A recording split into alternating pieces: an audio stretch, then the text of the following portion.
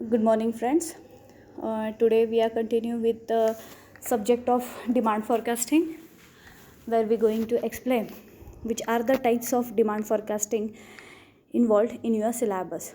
First of all, I would like to explain that, students, there are a number of demand forecasting method, but you are in a first year and related to the business economics syllabus, there are only several methods are put it into it. So one by one we are going to study what are the basic methods of the demand forecasting. In the earlier lecture I already explained some guideline is given to you on the earliest lecture, but today we will go into focus the descriptive brief information regarding method of demand forecasting. Now we will start with a survey method. It is very much traditional method where you have to do the survey. तर सर्वे ही method जी काही आहे यामध्ये सुद्धा पुन्हा classification आलेलं आहे की survey करत असताना you cannot reach to the you cannot approach to the each and every person because it will create the huge problems regarding time consumption and expenses, and hence that survey method is also divided into various categories. But according to your syllabus, just you have to focus on the four major survey method. Okay, now we are going to study the first content, that is consumer complete enumeration survey. In this method, what should the surveyor do? In this method, the data is collected from all the customers and then adding up to arrive as the total expected demand of the product. Means ह्या मेथडमध्ये काय करायचं आहे तर in this method the data is collected from all the customer and adding up. इथं you have to approach each and every customer. But the drawback of this method is that it require huge time. The method is the comprehensive and can give the better demand. Means the yeah method ही जी काही it is give you the comprehensive idea and you can say it is more authentic because you approach to the each and every person of the society, and hence whatever the data is collected it mostly consider as a very much authentic. कारण कन्झ्युमरशी directly contact करून तुम्ही तो मिळवत असता data, त्यामुळे तो मोर authentic तिथं मानला जाऊ शकतो. But on the other hand this method is time consuming. You know time जास्त इथं कन्झ्युम होणार आहे, कारण कसं आहे when you reach to the each and every customer so थोडा तुम्हाला तिथं काळजी घ्यावी लागणार आहे, कारण डेटा गोळा करत असताना persons reside in to the various area and to collect to cover that particular area huge time is required. Okay, the next one is the consumer sample survey method. आता समटाईम्स कसं होतं कंपनीला does not have that much time to collect the information from each and every customer, hence they select some sample from the society and collect the information from them. It is very convenient for them guys. कसं होतं बऱ्याच वेळेस प्रत्येक वेळेस तिथं जाणं कंझ्युमरला विचारणं एवढा टाईम कंपनीला नसतो, आणि अशा वेळेस मग कंपनी काय करते तर सॅम्पल सर्वे घेते की प्रत्येकाला whether you can say neither approach to the each and every person of the society, you should approach to the sample means to in a group, one in a group, ask the question to them and collect the data. It will help you to reduce the time regarding data collection. Only the few consumers are selected and their views of the probable demand are collected. Thus it is miniature from the complete enumeration survey. जो complete survey होता ज्यामध्ये तुम्ही एक कस्टमरला जाऊन तिथं contact करत होतात, तर असं न करता आता आपल्याला काय करायचं आहे तर you have to select the sample. Sample म्हणजे काय की 10तल्या 2 जणांना प्रश्न विचारायचा, 50मधल्याच 10 जणांना प्रश्न विचारायचा, असं करायचं. कारण काय होतं की एखाद्या प्रत्येक कस्टमरशी जर आपण कॉन्टॅक्ट करत बसलो तर it will arises too much time, and hence under the consumer sample survey only few customers are selected and their views on the probable demand is collected. आता त्यांच्या काही फ्यू कस्टमरलाच विचारलं जातं. आता बऱ्याच वेळेस कंपनीला माहीत असतं की ह्या वर्षी मी समजा 1 लाखचा सेल केलेला आहे, 1 लाख कमोडिटीचा सेल केलेला आहे, तर त्यातल्या काही अमुक कस्टमर्सलाच कॉन्टॅक्ट करायचा आणि विचारायचं आणि it is applicable to all असं ॲज्युम करून तिथं फोरकास्टिंग करायचं. तर तो मुद्दा आहे only the few consumers are selected and their views on the probable demand are collected. Thus, it is the miniature from the complete enumeration survey. Complete enumeration surveyचा time वाचवण्यासाठी ही बेस्ट मेथड म्हणून consider होते. Next, the sample is consider to be the true representation of the entire population. The sample is considered to be the true representation of the entire population. म्हणजे whatever the information collected from that samples, it is applicable to all असं consider तिथं करायचं आहे. त्यानंतर next सांगितलेलं आहे this method is the simple and cheaper. Okay, in this method it is you does not have to expense too much money. कारण कसं होतं, कन्झ्युमर इनॅमरेशन सर्वे जेव्हा होता तेव्हा तुम्हाला इच अँड एव्हरी कन्झ्युमरला अप्रोच व्हावं लागत होतं, त्याच्यासाठी तुम्हाला सर्वेअर देखील अपॉइंट करावे लागत होते आणि ते खर्चिक काम तिथं होत होतं. त्यामुळं मग आपण प्रिफर काय केलेलं आहे की सगळ्यांना विचारण्यापेक्षा एक सॅम्पल कन्झ्युमर्सला विचारूया. आणि त्यामुळं होतं काय, due to that sample consumers your time and expenses is to be reduced. Next, the result of the survey can be obtained quickly and result are good. Okay, whatever the survey information is got from it, it is obtained quickly and results are good. म्हणजे हे जे काही time consuming कमी करण्यासाठी हा मुद्दा तिथं वापरला जातो आहे.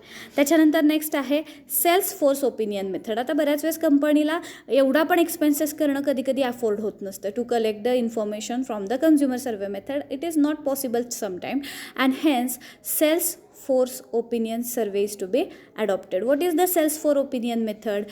In this method, the salesperson are expected to estimate the sales of their respective territory.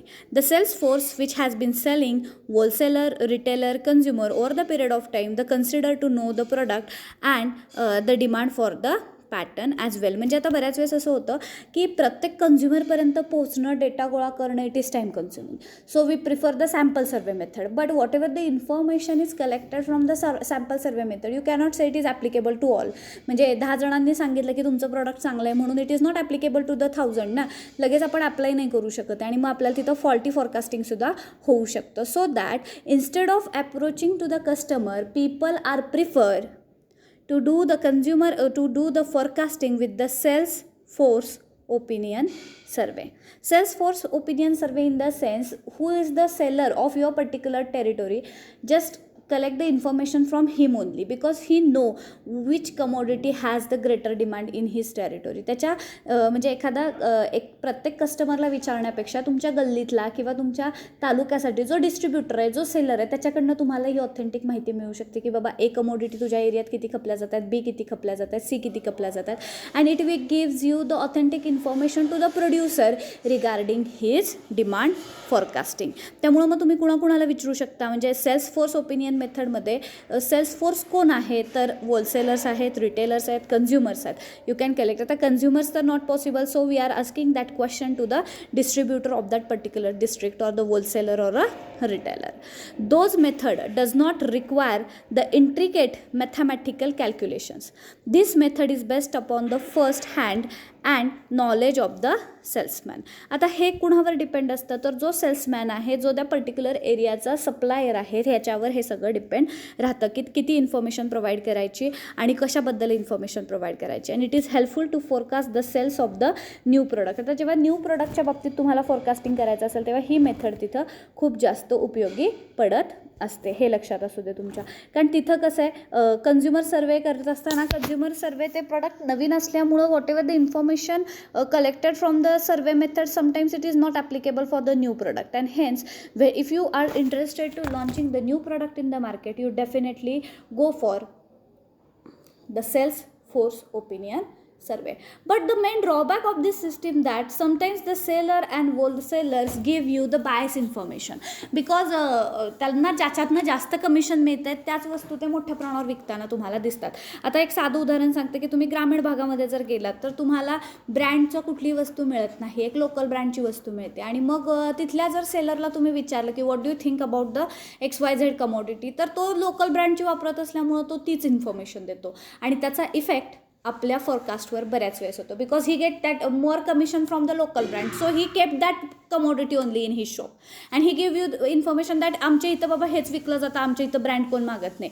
मग तेव्हा ती इन्फॉर्मेशन तुमच्या कंपनीवर बॅडली अफेक्ट करते. तुम्ही तिथे इन्फॉर्मेशन काय गोळा करता की बाबा ही माहिती आमच्या इथं ॲप्लिकेबल नाही आहे किंवा ही आपला प्रोडक्ट ह्या एरियामध्ये अजिबात विकला जात नाही आहे कारण तिथं आपली मागणीच नाही, अशी तुम्हाला इन्फॉर्मेशन मिळेल. पण ॲक्च्युअलमध्ये सेलरनी पर्पजली तुमची वस्तू विकायलाच ठेवली नसेल तर काय करणार आहे, कारण it is also based upon the you can say the availability or the commissions or the काय आपण म्हणू शकतो की त्यांचे जे मधले जे कमिशन्स असतात याच्यावर देखील सेल्स कशाचा करायचा हे सुद्धा ठरतं. त्यामुळं बऱ्याच वेळेस some information collected from this method is not authentic sometimes.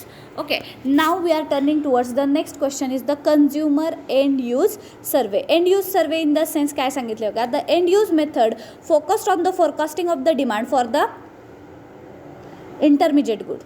Such a goods can be exported or the imported. Beside being used, the domestic production of the other goods can be calculated. For example, the milk is the commodity which can be used for the intermediate good or the production of the ice creams, paneer and other dairy product. आता consumers end survey जो काही आहे यामध्ये ultimately that commodity use for which purpose हा purpose लक्षात घेतला जातो. आता त्यांनी एक एक्झाम्पल दिले बघा की milk raw as it is आपण वापरतो. काही कंपन्या त्याच्यापासून पनीर बनवतात, काही कंपन्या त्याच्यापासून आईस्क्रीम बनवतात, हॉटेलवाले त्या दुधापासून पनीर बनवून पनीरपासून भाजी तयार करतात. म्हणजे this is the end use actually. तर with the help of that consumers end use you can do the survey and collect the information regarding it. This is all about the consumer use survey. Okay, now we are going to study the expert opinion. Sometimes we are preferred to do the survey with the help of opinion taken from the expert, an expert having the brief knowledge regarding that particular commodity. Hence they prefer, some companies like automobile companies, some electronic appliances company always prefer to collect the information from the expert in that particular sector. This technique is forecast the demand to see the view of the expert likely to the level of the demand future. If the forecasting is based upon the opinion of the several expenses, it is known as panel consensus. A specialization from the panel opinion is the Delphi method. ह्यालाच Delphi method असंही म्हणतात बरं का. To collect the information from the experts, ह्यालाच आपण Delphi method असं म्हणतो. In this opinion the group of the expert through the mail is expected level of a demand and analysed by the independent. तर this is all about the opinion survey method. Expert opinion झालं. आत्तापर्यंत आपण काय काय बघितलेलं होतं तर survey method is further divided into complete enumeration survey. Next one is consumer sample survey and the third one is sales force opinion survey. After that we studied about the expert opinion method. Now the next concept is all about another concept is related to the quantitative techniques. Quantitative is nothing but the statistical. Okay, this method involves the various statistical tools of the data for predicting the future event. This method are also called as the microeconomic methods. It involves the prediction of activity of particular firm and branded products, commodity, market and industry. आता ही method कशासाठी असते की ज्या कंपन्या ब्रँडच्या असतात, ज्या company त्या प्रोडक्टची प्राइजेस खूप हाय ठेवून त्या वस्तू विकत असतात, अशांनासाठी हे खूप जास्त उपयोगाचं आहे. The statistical method is further divided into trend projection, econometrics method, barometric method, regression analysis and simultaneous equation. तर आता हा मुद्दा बघणार आहे. ह्यातला आपल्याला सिलेबसला फक्त ट्रेंड प्रोजेक्शन मेथड आहे. आता बऱ्याच वेळेस असं होतं की with the help of time series method, आता हे जे काही आत्ता मेथड्स मी तुम्हाला फॉरकास्टिंग शिकवलेल्या होत्या त्यामध्ये अजून एक मेथड अशीही राहते की टाईम सिरीज मेथड, की ज्यांना कुणालाही सर्वे करणं पॉसिबल होत नाही आहे, they don't want to expend the money for that purpose only, हे they can forecast their demand for the future with the help of time series method. What do you mean by time series method? With the help of that method, just you have to collect the past history and with the help of that past history you can estimate your future demand. म्हणजे ज्या कंपन्यांना ह्या गोष्टींवर खर्च करणं is not possible, तर अशा कंपन्या तिथं काय करत असतात, तर अशा कंपन्या तिथं पूर्वीची हिस्ट्री घेत असतात की बाबा मी 2019मध्ये किती सेल्स केलेलं होतं, 2018मध्ये किती सेल्स झालेलं होतं, 2017मध्ये किती सेल्स झालेलं होतं, आणि with the help of that past data, भूतकाळातला जो काही तुमचा डेटा आहे, with the help of that you can estimate the future demand. This is a time series method and it is you can say the non-expensive method. It is just depend on your psychology. So तिथे काही खर्च करावा लागत नाही, तिथं काही time वाया जात नाही आहे किंवा टाईम कन्झ्युमिंग मेथड नाही आहे, एक्सपेन्सिव्ह मेथड नाही आहे. But sometimes the fluctuations in the economics there are several problems arise. Means sometimes तिथं जर पिक स्टेज असेल तर it will affects on your demand. Sometimes जर डिप्रेशन स्टेज असेल तर it will affects on demand. सगळेच वर्ष सगळेच सालंही सेम तुम्हाला फॉरकास्ट करून देतील असं नाही. तर let we take the example की today in the recent era we facing the problem of COVID-19, it is definitely affect the demand of your product. And if you compare the demand in the recent area and the past area, definitely you see that there is falling trend is there. Means you can't say that past history is totally applicable in future. Sometimes it's it, but most of the time we faces various problems regarding future, because some calamities are there, some unregular monsoon is there, or you can say competition came in the market, fashion change, there are a number of factors affects on the demand, and hence sometimes this method is not applicable, but it is useful for the firm. Those are in a small scale, they does not have the money to do the forecasting with the help of that survey method, and hence they try to adopt the time series method. And when with the help of time series method, if you plot the diagram, and with the help of that diagram you can easily observe the trend of your product, trend of your demand, then it is nothing but the trend projection method. It is came under the statistical survey. So इथं त्यांनी सांगितलेलं आहे बघा, the trend projection method means this method is used when the detailed estimation has to be made. The time play the important role in the method. This method use historical and the cross section data for estimating the demand.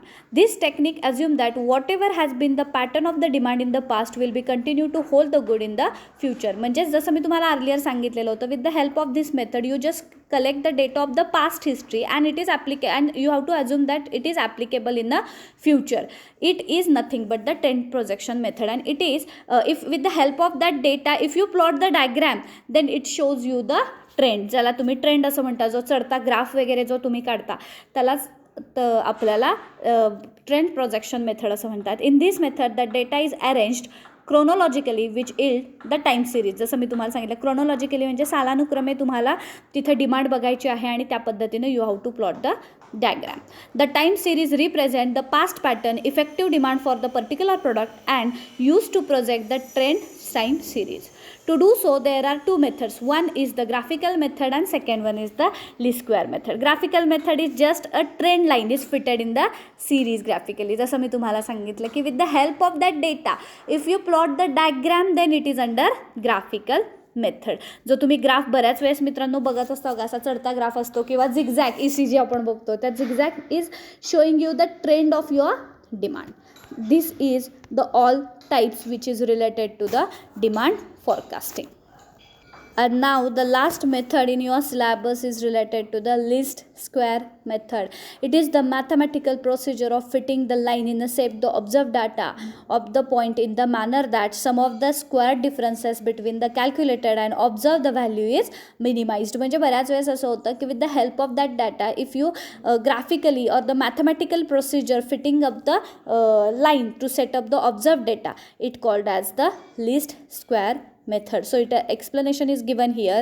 It is the mathematical procedure for fitting a line to set the observed data point in the manner the sum of the square difference between calculated and observed value is minimized. म्हणजे with the help of mathematical procedure, if you calculate the demand in the future, is comes under the least square method. It is a most authentic and most appropriate method. So बऱ्याचशा मोठ्या ज्या काही LSIs आहेत, ज्याला तुम्ही large scale industries म्हणता, ते mostly ह्या मेथडनं फोरकास्टिंग करताना आपल्याला दिसतात. This linear trend is mostly the wide used the mode of time series analysis. This is all about the demand forecasting, where we studied about the consumer survey. Consumer survey is further divided into 3 subpoint. After that we studied the expert opinion method, then the time series method, graphical method and least square method. This is all about the demand forecasting which you have to study in the particular content, and it is useful. These methods is different applicable to the different product with a different company. नाही तर तुम्ही म्हणाल की madam ह्या सगळ्या method similar असतात का, सगळ्यांनाच लागू होतात का, असं नाही. It is depend upon that company. कंपनीचं काय म्हणणं आहे, कंपनीचं कितीपर्यंतचं प्रोडक्शन आहे, किंवा कंपनीचं कशा बाबतीतलं फोरकास्टिंग करायचं आहे, whether they are doing the forecasting for the already launched product or they want to launch the new product in the market. असं जे काही आहे याच्या रिलेटेड तुम्हाला तिथं काय करायचं आहे तर सर्वे तिथं घ्यायचा आहे, किंवा त्या पद्धतीनं तुम्हाला फोरकास्टिंगची मेथड जी काही आहे ती you have to put up.